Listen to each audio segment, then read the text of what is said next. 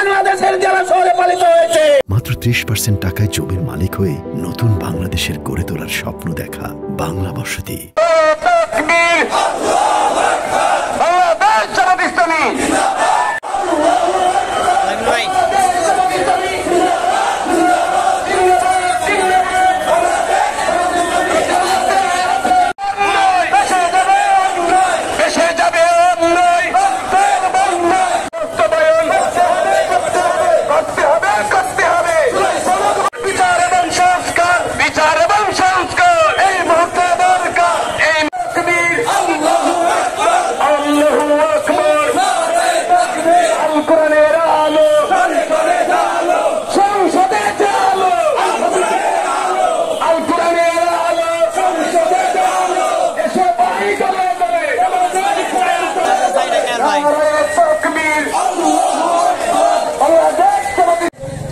সংগ্রামী কিশোরগঞ্জবাসী, আসসালামু আলাইকুম ওয়া রাহমাতুল্লাহ।